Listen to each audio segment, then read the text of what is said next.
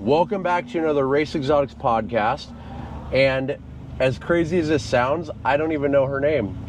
In this restaurant we're at right here, we were walking in to grab lunch, and somebody that I was with recognized her and came up and said, "Hey, I follow your channel, watch all your content." And I'm like, "Hey, you want to shoot a podcast?" So, excuse me for asking, but what is your name? My name is Riley, and we are currently in my 1990 Mazda RX-7 FC.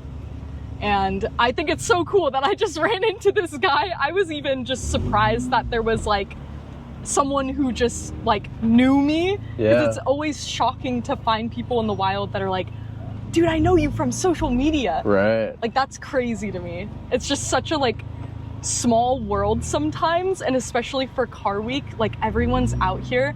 I've been having so much fun getting to meet everyone and just like see all the enthusiasm with the car community this week. It's awesome. And so how long have you had your channel and doing stuff? Because I overheard him, he said he's like been following you for like 3 years now. Yeah, so I've had this car for 2 years, and right after I got the car, I kind of just like started to like do my own work on my car. And then I figured, you know what?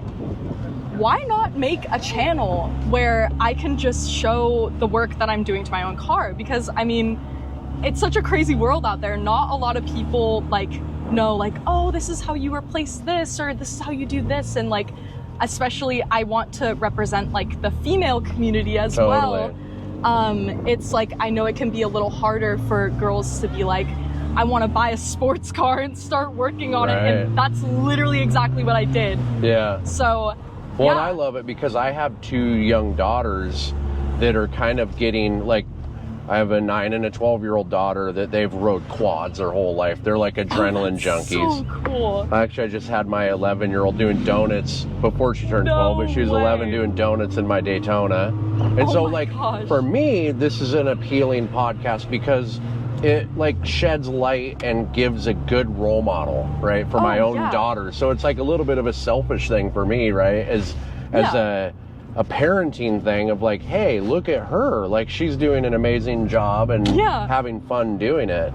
Oh yeah, I think that it's just like, that's what the car community like is for me. Like, I love to be involved in stuff like that because I just want to show people like it's possible, like you can do it. Like, I was literally just telling my parents the other day, like they've been so proud of me and like so supportive. And my dad is an ASC certified mechanic. Oh, nice. So he, like, me and him have been working on this car together, and he's actually in a lot of my videos. That's too. Awesome. Like, he teaches me everything I know. Yeah. So on your videos, do you do primary like short form or long format? Or you do YouTube or only TikTok, Instagram? I do all of the above. All of the above, honestly. There you go. I've been taking So you're a serious content creator. Yeah, yeah. And pardon my ignorance that I've never seen your channel, but these are, and I kind of enjoy these kind of podcasts where I don't know the people prior to interviewing them because it's authentic. Yeah, you like get to know them. Like the listeners are learning at the same time I'm learning these questions. So, yeah, that's cool. So you're on all of them. Yes, I am on all the platforms. I started on Instagram, and then I kind of like worked my way up. After SEMA, I got invited to SEMA through Instagram, and I started my YouTube channel kind of after that. That's like what kick-started it. And then I moved on to TikTok and like all of that stuff. And now I'm doing social media for not only myself, but I'm also doing it for a track company. Oh, nice. Yeah. And what's that track company? Turn 8 Racing. Oh, nice. Is that a local one? It is, yeah. We host track days like throughout all of California. Yeah, so it's super cool. We have a Turn 10 I live in Washington. Oh, nice. And then we have Turn 2, I believe, is back in the day, it's been a few years, but I used to track motorcycles. Oh, and I want to say it was Turn 2 that did No, I have it backwards. I think Turn 10 was my motorcycle days. Yeah. And now it's Turn 2 that we take the cars out to.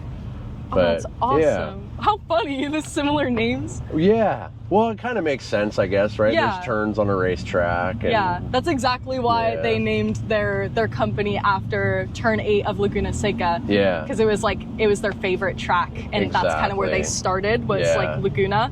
So we're going out there tomorrow. Cool. That's awesome. Yeah. Oh, I'm so jealous. I was there before Car Week started, and I got to see some of the kit cars and everything. Yeah. It's a really good time. Yeah, for sure. I love Laguna Seca. It's an awesome track. It's definitely my favorite track. Yeah. Out of every track that I've been to, I definitely think that Laguna so far is like my absolute favorite. When we get back, remind me, and we'll have to test your track knowledge. I've got all of the track decals on the side of my van. Really? I shouldn't say all, but some of my favorites. But like Coda's on there, and Sonoma, and obviously WeatherTech is on there. But we'll see if you can spot the track. I can try my absolute best. Maybe my track knowledge will surprise me, honestly. There you go. So how can the fans and or people listening find you? What do you have the same handle across all platforms, or? I do, yes. I actually have the same handle for like pretty much all of my content. Okay. Rotoriiy on Instagram, Rotoriiy on YouTube, Rotoriiy on TikTok. Yeah, that's pretty much across the board. I've just tried to keep the same like persona the whole time. Yeah, just to make it easy for people to find me. And I'm not a marketing expert, but I think it's always a good idea to have them the same across all platforms. Oh yeah, for sure. Just makes it like, I mean, because there is crossover. A lot of people say that a lot of people stick to one platform, but yeah, I don't. If I'm in the mood for long format, I'll watch the same people that I'm watching on short on their page on another on long format. Yeah, when you find a channel that you like, it's like it's always super cool to find out that they do multiple other like forms of content. And so are your channels, so like let's say on your short form, is that a different style, or do you do the same kind of stuff across? For instance, like on my channel, we put our podcasts on YouTube, long format. B, we do some vlogging stuff, and then on my short form, we make like meme style reels and like kind of BS, like kind of brain rot stuff. Yeah, but like, brain rot stuff. So I didn't know if you do the same kind of stuff, or if your channels are very uniform to each other. I would say the TikTok and the Instagram that I have are very much the same. I actually they share a lot of the same content. Okay. But for YouTube, it's definitely like more vlogs and more like in depth, because like for short form, you can only fit so much. Exactly. And on my YouTube, I want it to be more like in depth. Like this is what I'm doing. This is where I'm going. This is the full coverage of like what happened that whole day. Yeah. I'm actually vlogging. I vlogged the past 3 days that I've been here. And I actually vlogged all of today too, and that will be like my long form content that I'll post.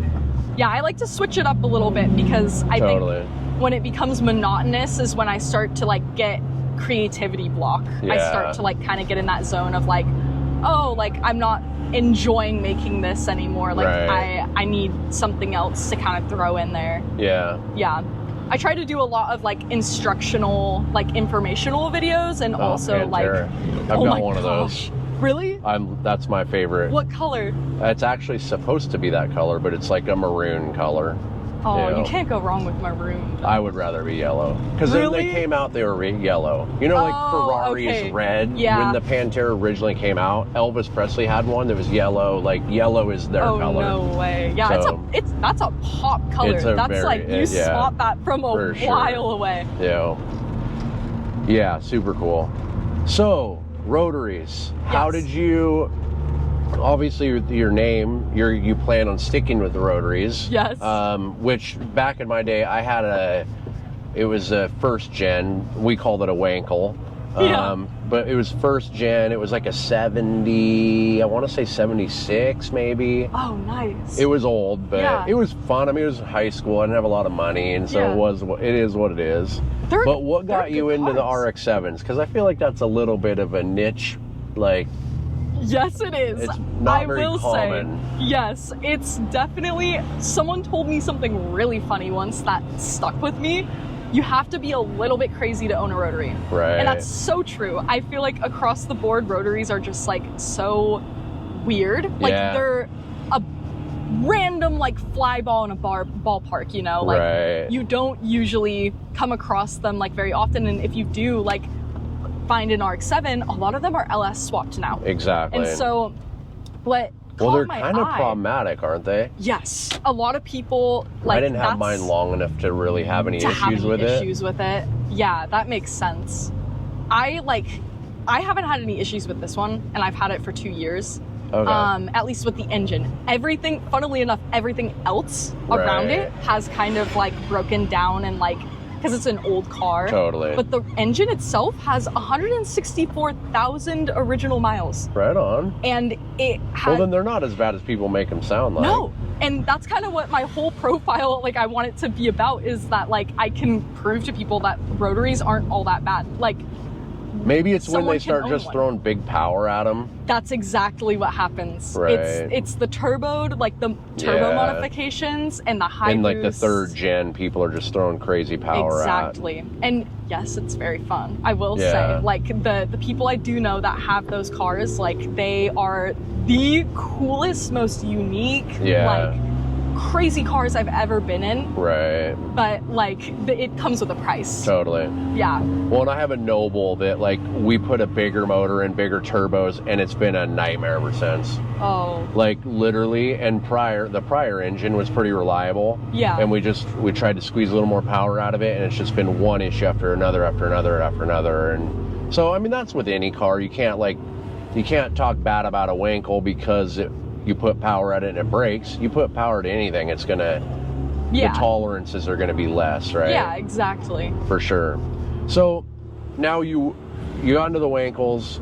We didn't really discuss how that happened though. Like, is this like a family generational thing? Why'd you pick RX-7? Why'd you pick this platform to like go on? Yeah. This, honestly, it was a totally random decision. Like, I had been sent a Craigslist post. I was looking for a project car. Like, I had just gotten into cars. I just got my license. I was like 18, and I was like, you know what?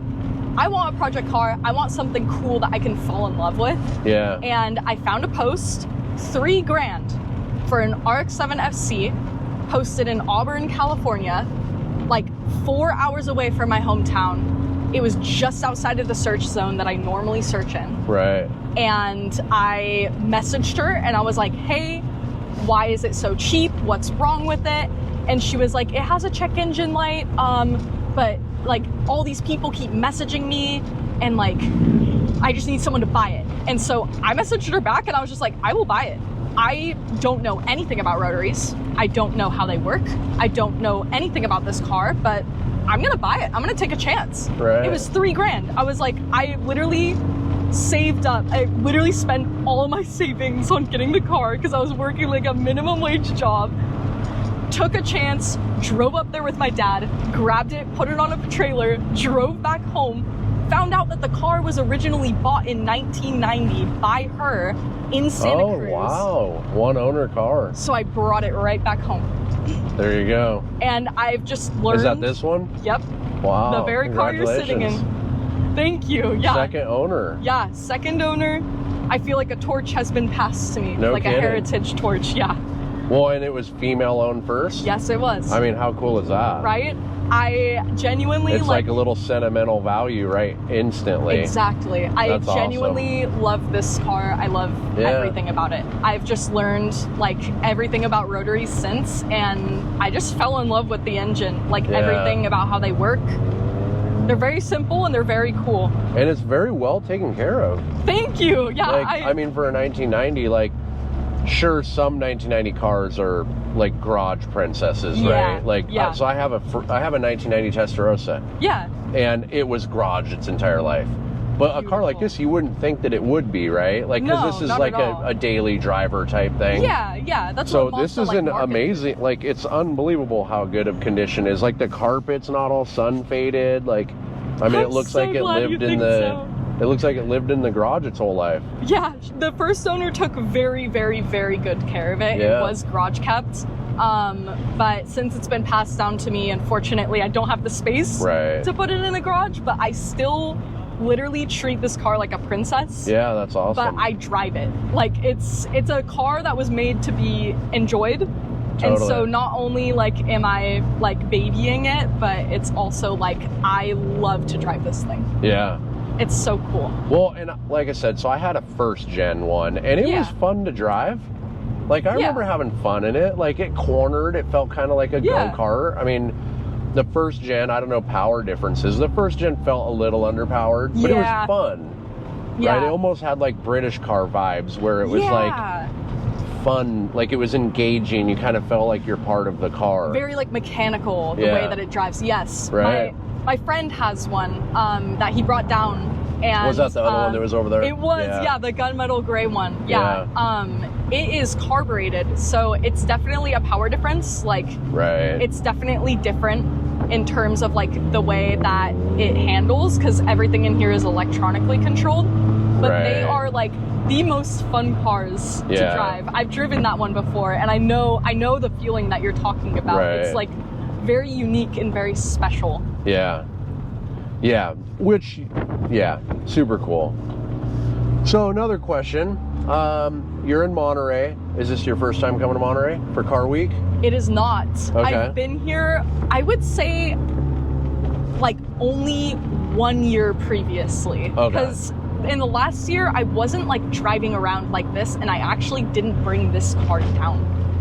It was having some issues at the time, and I wasn't able to drive it down to Monterey. So I just tagged along with some other friends, and we went and checked out like the Porsche like staged event where all the Porsches were out on the lawn. And the Legends of the Autobahn, that BMW event. It was happening at a golf today, course. Right? I think so. It might have been today. But last there's year, so much going on. That's the craziest thing about Monterey is like there's so much going on. Oh yeah, I feel like I wasn't able to go to all the events that I wanted to go to just because there was so much happening. Like it was like I had to pick and choose. Like what do I want to go to? Like totally. And I've been super happy with all the events that I've been going to today. Like I feel like I got to experience Monterey Car Week like to its fullest extent for me at least. Like I was very satisfied.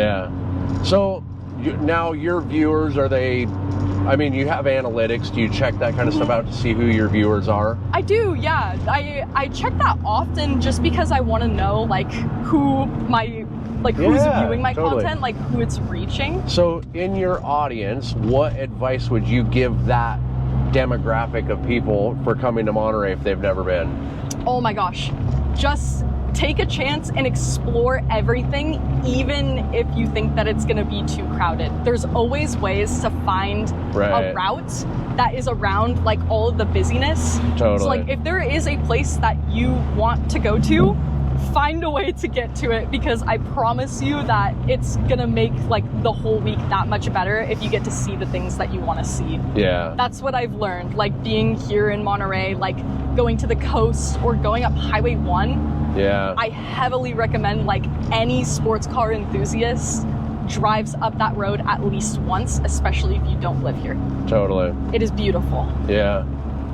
Yeah, super cool. I love Monterey, and it's like unbelievable the stuff you see just driving down the road. Oh my gosh. I mean, everywhere. There's just like, there's stuff. I mean, it's like, there's stuff everywhere. Yeah. We were driving down this road the other day, and 3 Koenigsegg's were just popped in behind us, like just out of nowhere. It's wild. Like, you wouldn't expect to just see these things like driving on the road that you're driving on. More fans?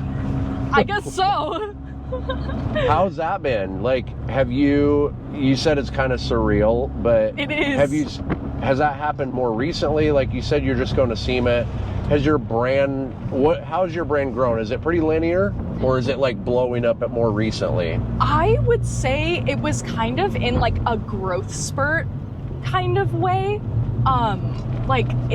When I first started, I had this one video that I posted that absolutely blew up. Like it got like 2.5 like million views or something like that, and I gained 13,000 followers from one post. Wow. It was like wild, and I had just started my account, so that was crazy. That was like the beginning of it, and then I kind of hit this plateau at 30,000 followers where I was like posting consistently and like trying. That's when I went to SEMA, is when I had that amount of followers. And then after SEMA, I started just like taking the approach of like, I'm gonna do what I want to do on the account, and I'm gonna post what I feel is best. I'm not gonna think too much about what people want to see. I'm gonna post what I want to see. And then that's when there was a turning point, and I feel like people, like I started taking more photos, and I started editing my own photos and doing kind of more content that felt authentic to me. Yeah. And that's when I feel like it took off. Like I gained, I think it was like 43,000 followers in like half a month. Wow. Yeah. And so my follower count like tripled. It was That's wild. amazing. Yeah, that was like a huge like turning point for my account for sure. And then just recently I hit 100,000 followers, and I've been celebrating that ever since. Kind of just like so like mind blown that like 108,000 people now know Watch your who stuff, I am, and like have seen my face before, which is crazy. It's a weird thing to think about. It really for sure. is. Yeah, it's mind blowing. Yeah. Your brand, so obviously it's kind of tied around a specific type of car. Do you see that changing? Are you going to stick to these cars, or are you going to maybe say it does keep the name, but maybe transition to other types of cars? Or that's something I've really been thinking about recently, actually. That's a really deep question. It is a deep question, but as you have to be prepared for this. Oh, yeah. As your brand grows, you're going to have these opportunities to have all these other amazing cars, right? Yeah. It's definitely something I've had to think about as I've been gaining more traction. Yeah. And like as this car, I drive it more and like I do more stuff with it. It's like I've definitely been thinking about what platforms I can branch out to. Yeah. I really wanted to buy a track car. Yeah. And that was the hardest decision for me, to pick what kind of car I wanted to go with. Yeah. Because Rotaries aren't really reliable. Oh, there's that Pantera. Oh my gosh. That is beautiful. They're super cool. I do love that. That color is awesome. Yeah. I definitely think that's the original nice color for that car. So Elvis Presley had one, and this was in his drug phase of his life, and he couldn't get it started, so he shot it 3 times. It's in the Peterson Museum. It still has the bullet holes in the car. Are you serious? And one of them like nicked the steering wheel, so there's like a tear in the steering wheel. Oh my gosh.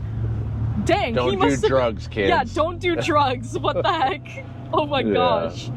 That's wild. I didn't know that. He was a wild guy. Yeah, Elvis Presley was a wild person. Yeah. Yeah. We were talking about if you're limited to this kind of car. Exactly. Yes, I definitely think that I want to stay in the like Rotary kind of area. But if I had to pick another car, I'd probably just Rotary swap it. Yeah, I would do what everyone doesn't want people to do. Yeah, I never thought about that. Random cars. I mean, you could get like a Lamborghini Countach or something and Rotary swap it. Yeah.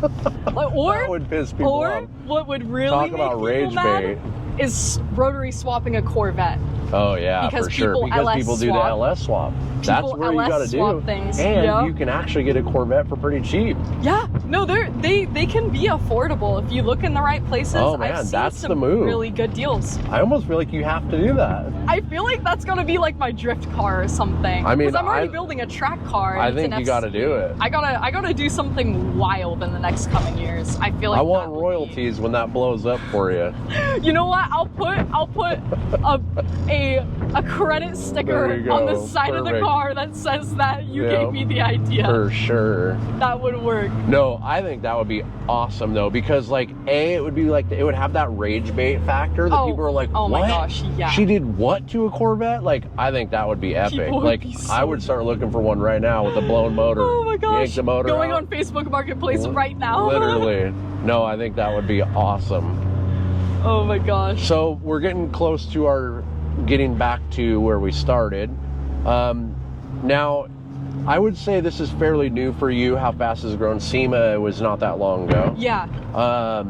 Well, I guess actually it kind of was a while ago. It was like a year ago. Yeah, it's crazy to think SEMA's almost here now. We're doing our podcast at SEMA again. Oh, really? No way. So we'll have the car set up. We're bringing probably the Ferrari down, maybe the Noble, but we'll have a car sitting in SEMA, filming the podcast in SEMA. No way. A little bit different, but anyways, stop by and say hi. I absolutely will. Yeah. I'm really planning on trying to make it this year. So if I do go, I will absolutely. Yeah, definitely. Absolutely try and go swing by the booth. We can go back. We can go back. Not that I don't want to talk longer, but I don't know how much longer my batteries will last because I just filmed a podcast with Jack Ultramotive before this one. Literally, the batteries were like 60%, but I was like, let's do it anyways. Shoot. So, what I was getting at when I was asking that question. Yeah. This is probably new to you and a little bit like kind of crazy how fast it's growing. Yeah. And I don't know if you even care about this kind of stuff, but like I've had people that I kind of looked up to for my own brand, and it was like bucket list people to meet and and to have the opportunity to get in front of. So I'm going to ask you that. Is there anybody in the car world that is maybe doing what you're doing that is a role model to you, or somebody that you would like to get the chance to meet or talk to or sit down with or pick their brain? Yes, absolutely. There's actually a few people. Okay. Like, as you were talking, I was getting excited because, like, there are multiple people that, like, I, like, as a beginner car enthusiast, like, at the beginning of, like, starting all of my social media stuff, I really looked up to them. Mad Mike, Rob Dom, and there is this wonderful lady named Taylor. I think her Instagram handle is, like, TayZ33. I met her at SEMA the first year that I went, and she was just the most humble, like, sweetest person, and she built an RX-7 from the ground up and, like, totally did everything herself. That's awesome. Which, like, inspired me to start doing my track build. Wow. That's literally what inspired me to get another RX-7 for my track build. That's awesome. An amazing person. I'd love to, like, sit down with any of those three people again and just have a conversation about rotaries with them, because it's just so cool. They know so much and they've been in the community for like so long that it would be like a dream come true to like pick their brain about it a little bit. But if you could only pick one person to sit down with and chat with, who would it be? Since I've already talked to Taylor one time already, I would say I really want to talk to Rob Dom, only because he has just built his 12 rotor. I have no idea how he made that possible. Like, that's mind-blowing. Like, how do you stack 12 rotaries on top of each other? Yeah, like, it's crazy. And he engineered all that stuff, like, himself. So I really want to pick his brain about it. Maybe we can make that happen for you. I would love that. Yeah. Well, I mean, I don't have any pull with them, but maybe the people listening, somebody that listens to a podcast can maybe is friends with them. Hey, if you wanna hook me up with a meeting with Rob Dom, I would really appreciate that. I would be so happy. It'd be awesome. Alrighty, well, thanks for coming on the podcast, yeah. And it's been fun getting to know you. Yeah, absolutely. Super random to meet you, but I'm so glad that I did. For sure. It was really fun to have a conversation with you. Yeah, definitely. All right. Sweet!